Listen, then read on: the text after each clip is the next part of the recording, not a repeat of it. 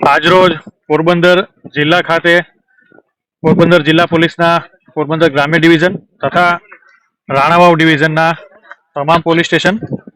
એમના તમામ દેશી દારૂના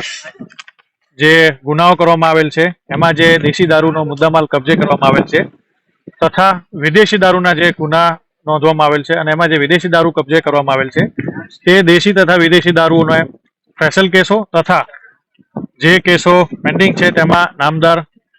નામદાર કોર્ટનો હુકમ મેળવી આ તમામ દેશી અને વિદેશી દારૂના આજે પ્રોહિબિશન મુદ્દામાલની કાર્યવાહી અત્યારે ઇન્દિરાનગર ખાતે કરવામાં આવી રહેલ છે, જેમાં ગ્રામ્ય ડિવિઝનમાં દેશી દારૂની જે નાશ કરવાનો છે તેની કુલ કિંમત 10,17,640 જેટલી થાય છે તથા ગ્રામ્ય ડિવિઝનના જે વિદેશી દારૂના નાશ કરવાના છે તેની કુલ કિંમત 36,96,401 જેટલી થાય છે. તે જ રીતે રાણાવાવ ડિવિઝનમાં જે દેશી દારૂનો નાશ કરવાનો છે તેની કુલ કિંમત 4,77,640 જેટલી થાય છે અને વિદેશી દારૂનો જે નાશ કરવાનો છે જે રાણાવાવ ડિવિઝનના તેની કુલ કિંમત 3,83,321 જેટલી થાય છે. આમ બંને ડિવિઝનના દેશી દારૂના આંકડા જોઈએ તો કુલ 7480 લીટર જેટલો દેશી દારૂનો નાશ કરવાનો છે, જેની કુલ કિંમત 14,95,280 રૂપિયા થાય છે અને વિદેશી દારૂ બંને ડિવિઝનની કુલ થઈને કુલ 13,847 બોટલ તથા બિયર તથા જે ચપટા હોય છે